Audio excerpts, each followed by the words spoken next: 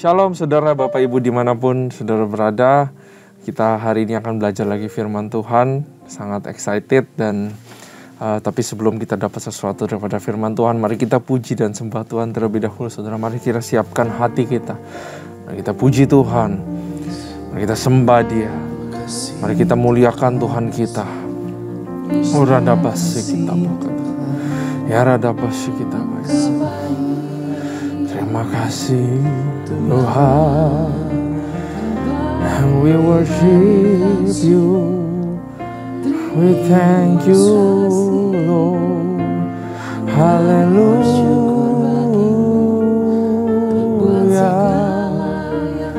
haleluya, Hosana, kasih-Mu sempurna Tuhan, kasih-Mu indah Bapa.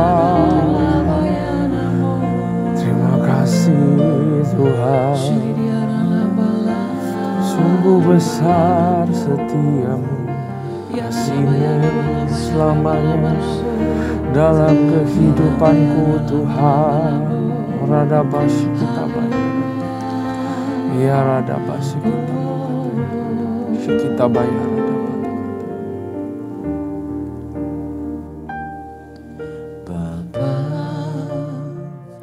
Besar sungguh kasih setiamu, nyata sungguh perlindunganmu, tak satu kuasa mampu pisahkan aku dari kasih-Mu.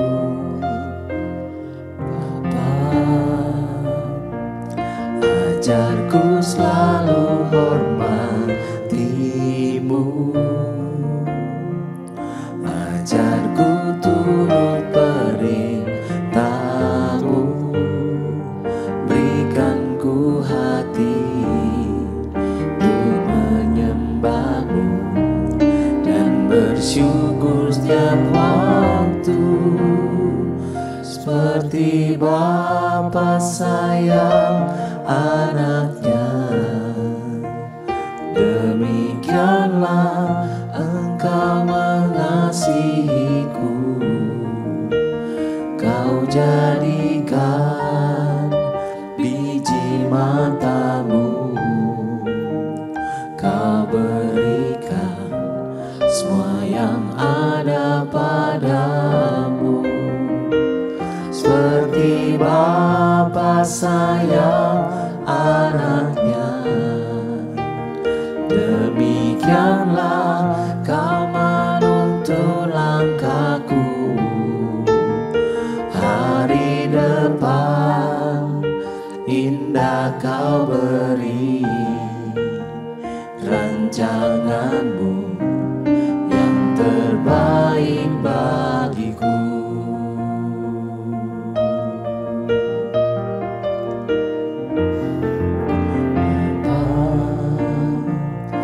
Besar sungguh kasih setiamu,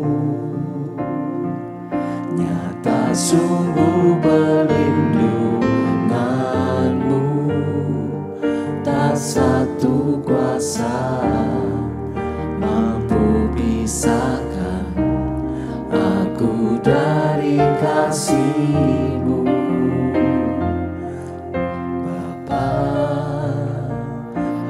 Ajarku selalu hormati-Mu,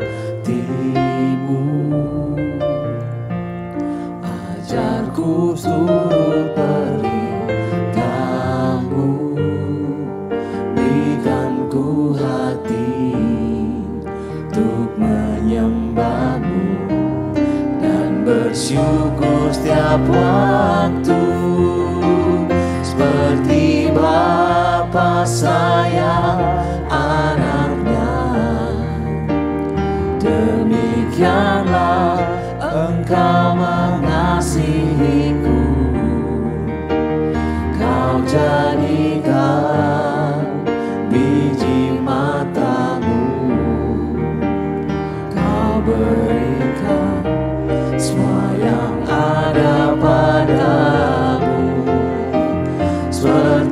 Bapa sayang anaknya,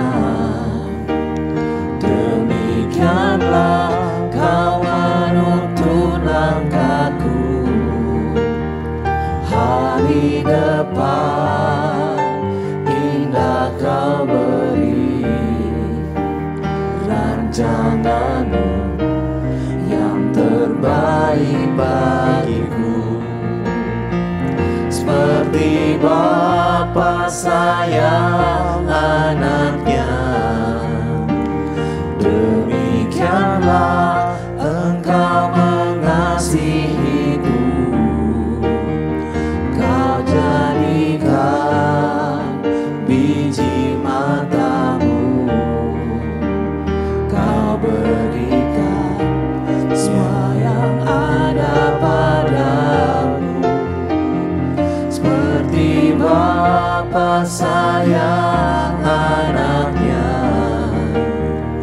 demikianlah kau menuntun langkahku.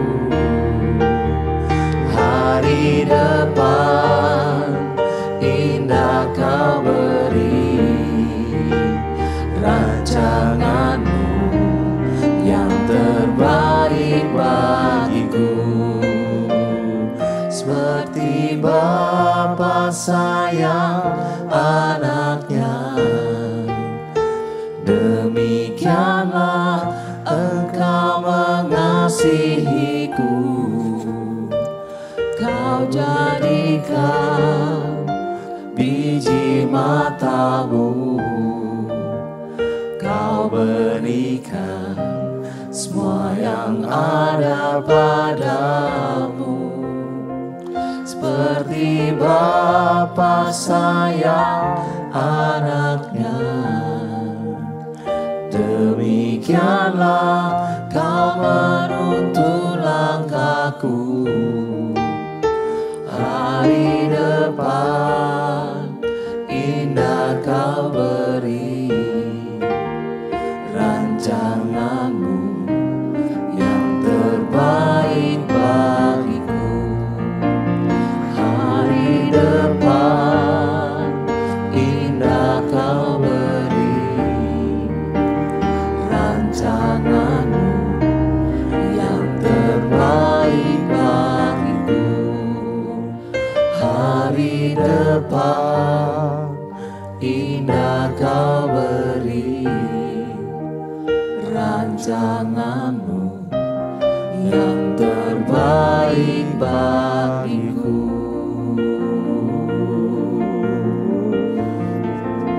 Haleluya, rancanganmu yang terbaik kau beri bagi kami. Yesus Tuhan, Thank you for being a father to me. Terima kasih Bapamu Tuhan dalam kehidupanku Tuhan. Iya rada bayar rada basi, oh rada bayar rada basi. Kau baik Tuhan, kau baik Tuhan, kau Bapa yang baik. You are the perfect Father, oh Lord. Oh rada bayar rada basi, oh rada bayar raya rada basi, raya rada bayar rada basi, oh rada bayar rada basi, kita bayar rada bayar. Aku memujimu, aku menyembahmu, ku nyanyi haleluya.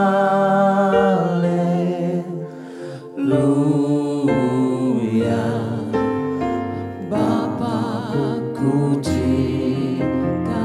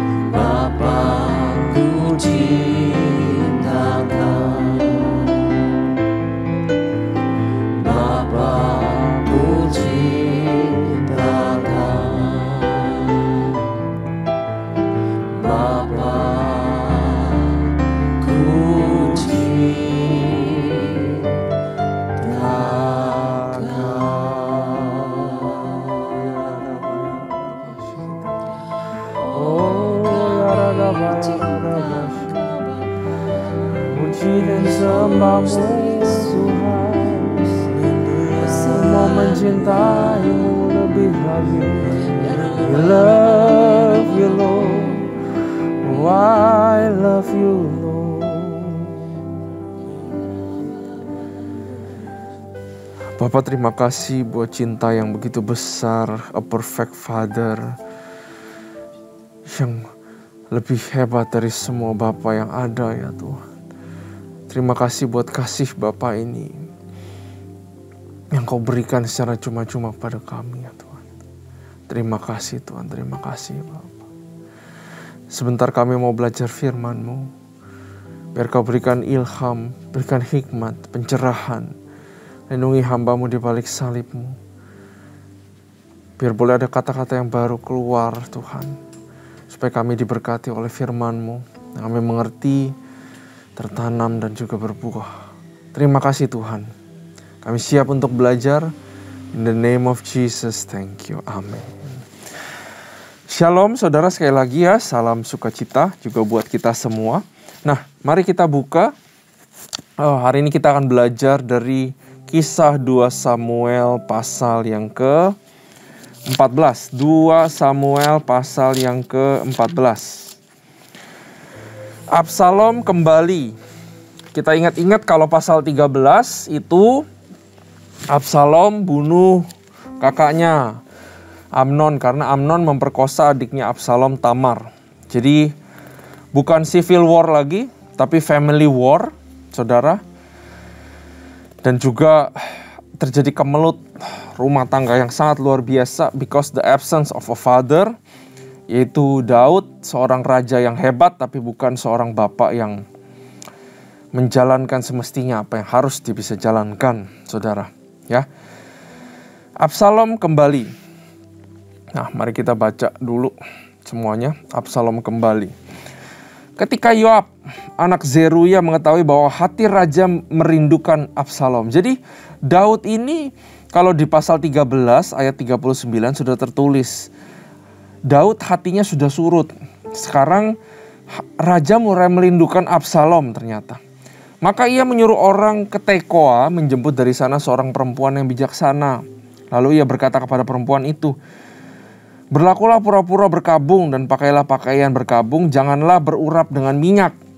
Dan berlakulah seperti seorang perempuan yang telah lama berkabung karena seorang mati.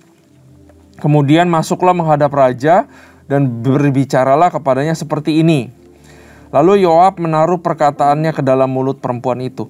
Nah, jadi supaya menyadarkan Daud supaya nggak gengsi, ya toh kan katanya hatinya sudah merindukan Absalom kembali. Nah, Yoab pakai cara yang sangat pintar, sangat cerdik. Dia pakai seorang perempuan, dia perintahkan perempuan ini untuk bikin sebuah drama, untuk memancing hatinya Daud, untuk memancing hati seorang bapak. Ya, ayat 4, ketika perempuan Tekoa itu masuk menghadap raja, sujudlah ia dengan mukanya ke tanah dan menyembah sambil berkata, "Tolonglah ya tuanku raja." Raja bertanya kepadanya, "Ada apa?" Jawabnya, "Aku ini seorang janda sebab suamiku sudah mati. Hambamu ini punya 2 orang anak laki-laki." Ya, sama ya, 2 orang anak laki-laki, yaitu ibaratnya Absalom sama Amnon. Mereka berkelahi di padang karena tidak ada yang memisahkan, maka satu memukul yang lain dan membunuh dia. Sama seperti Absalom membunuh Amnon.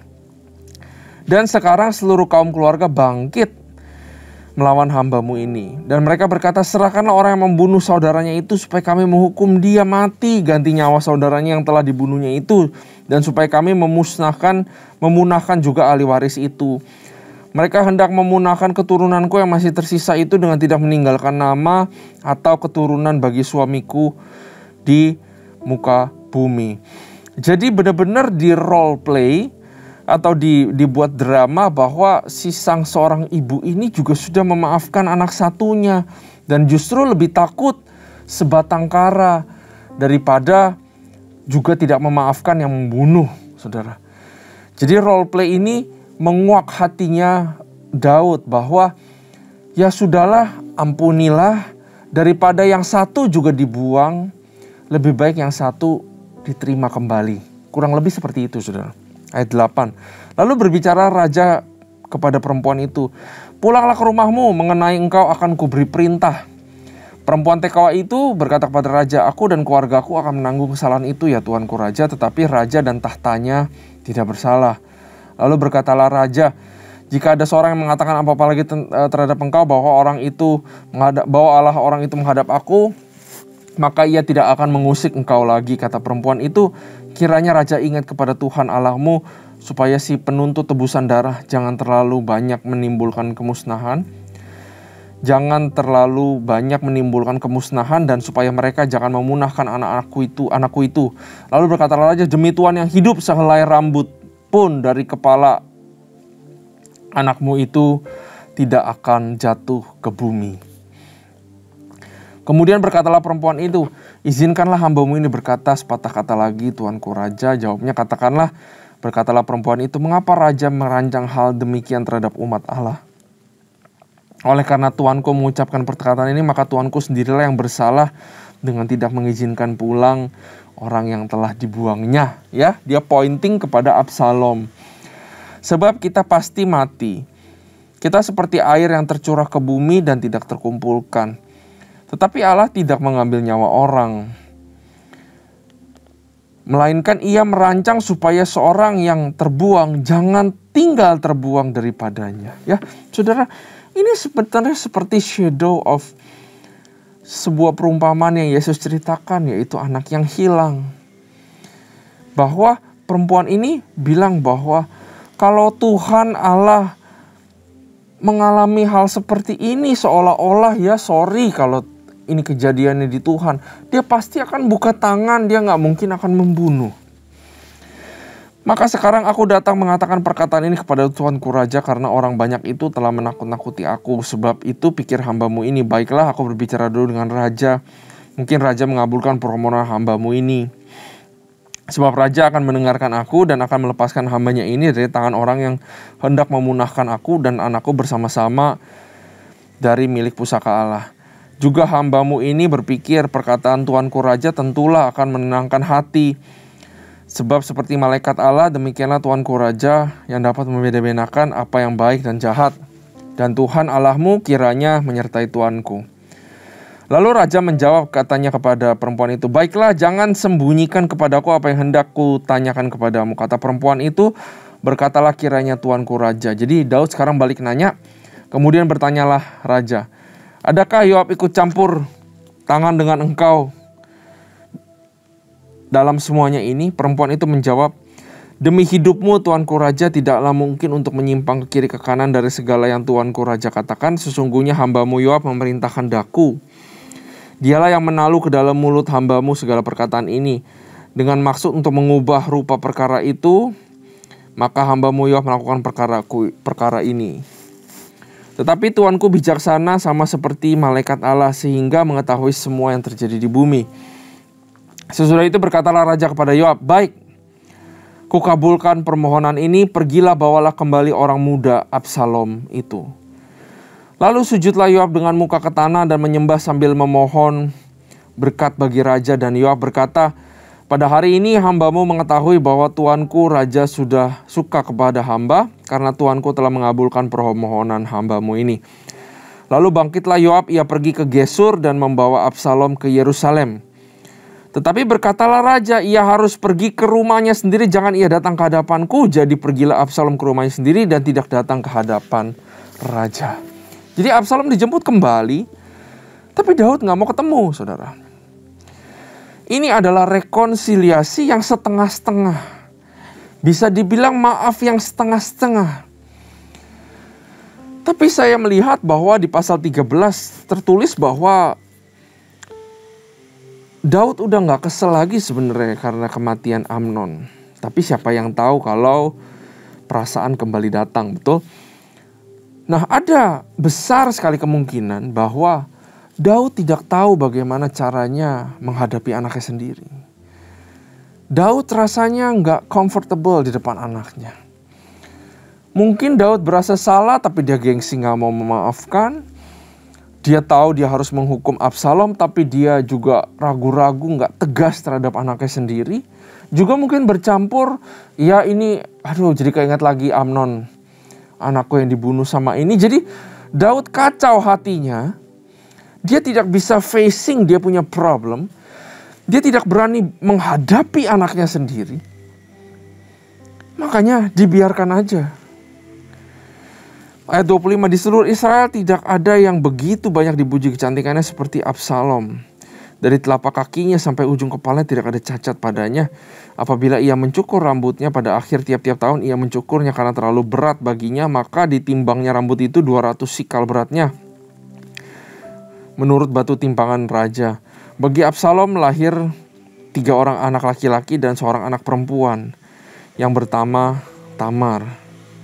Ia juga perempuan yang cantik. Setelah Absalom diam di Yerusalem genap 2 tahun. Jadi 2 tahun dibiarin aja saudara. Digantungin sama Daud.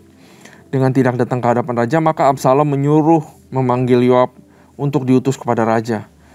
Tetapi ia tidak mau datang kepadanya. Kemudian disuruhnya memanggil dia lagi untuk kedua kalinya. Tetapi ia tidak mau datang. Lalu berkatalah ia kepada hamba-hambanya, lihat, ladang Yoab ada di sisi ladangku dan di sana ada jelainya. Pergilah, bakarlah itu. Maka hamba Absalom membakar ladang itu. Lalu Yoab pergi mendapatkan Absalom ke rumahnya dan bertanya kepadanya, mengapa hamba-hambamu membakar ladang kepunyaanku itu? Jawab Absalom kepada Yoab, ya aku telah menyuruh orang kepadamu mengatakan, datanglah kemari supaya aku mengutus engkau kepada raja untuk mengatakan, apa gunanya aku datang dari Gesur? Lebih baik aku masih tinggal di sana. Maka sekarang aku mau datang ke hadapan raja. Jika aku bersalah, biarlah ia menghukum aku mati. Jadi Absalom pengen cari closure, pengen cari kejelasan. Maksudnya itu apa? Tapi Daud itu orang yang ragu-ragu. Kalau soal perkara rumah tangga, dia ragu-ragu. Dia nggak tegas sama sekali, saudara. Dibiarin aja begitu.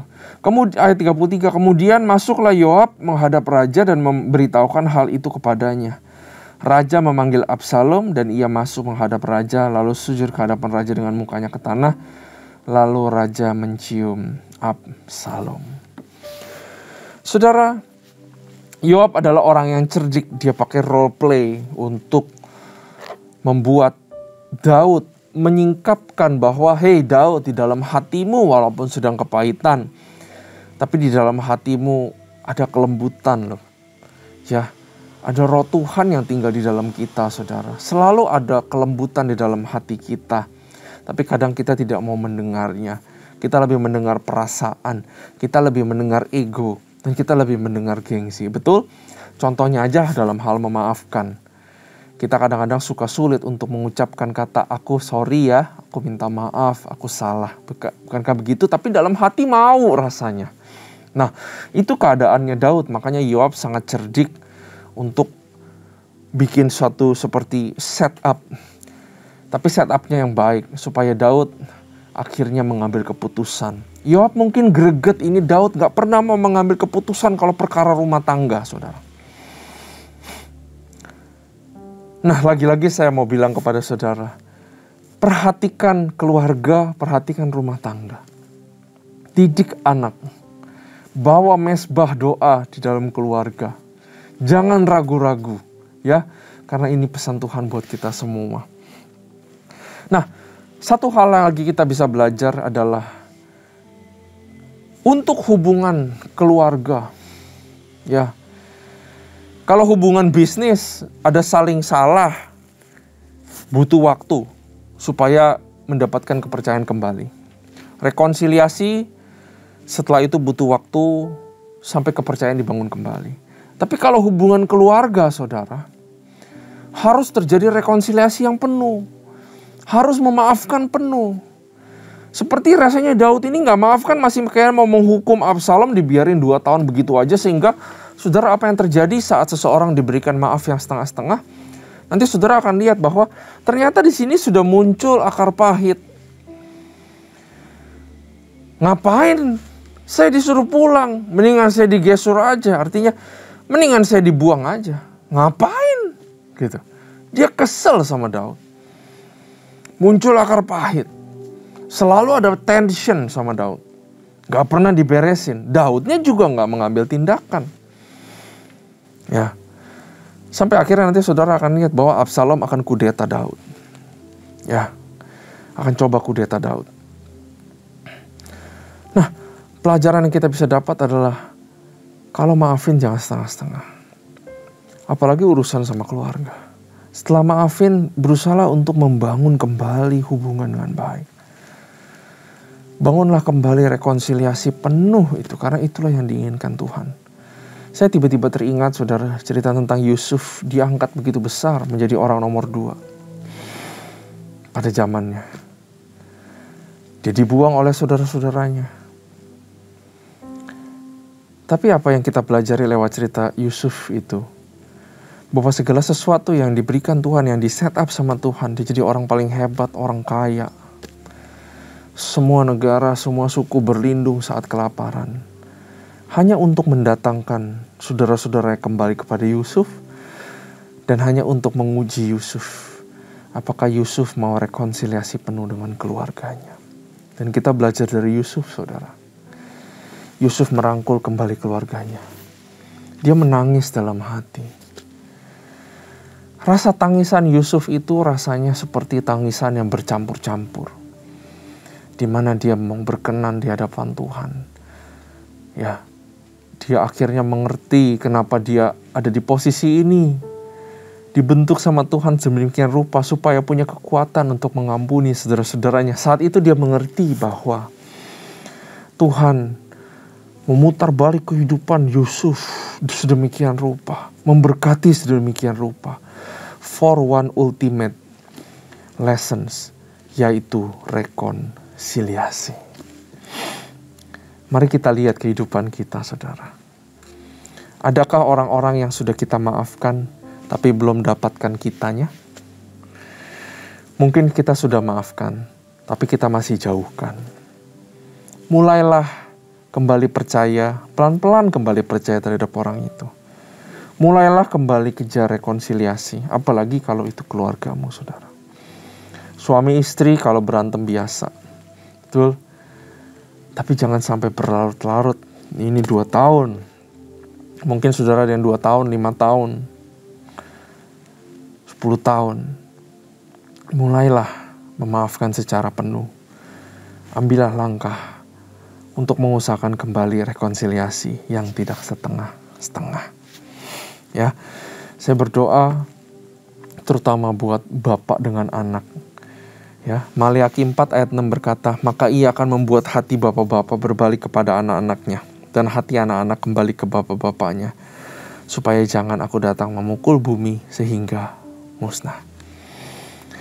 Mari kita jangan menunda untuk meminta maaf, dan jangan menunda untuk memulai rekonsiliasi secara penuh. Mari kita berdoa. Bapak, hari ini aku tergerak untuk berdoa secara khusus untuk konflik yang terjadi antara Bapak dengan anak. Bapak, biar roh-Mu yang mengubahkan. Boleh ada kasih sejati yang mengampuni secara penuh. Dan boleh terjadi rekonsiliasi yang penuh. Biarlah dari kedua belah pihak, Bapak anak, atau konflik apapun, biar boleh dilembutkan hatinya, sehingga berani meminta maaf terlebih dahulu. Karena orang yang meminta maaf adalah orang yang kuat. Terima kasih Tuhan. Pulihkanlah hubungan keluarga. Pulihkanlah hubungan suami istri. Dan pulihkanlah hubungan anak dengan Bapa. Hanya di dalam nama Tuhan Yesus. Haleluya. Amin. Tuhan Yesus memberkati.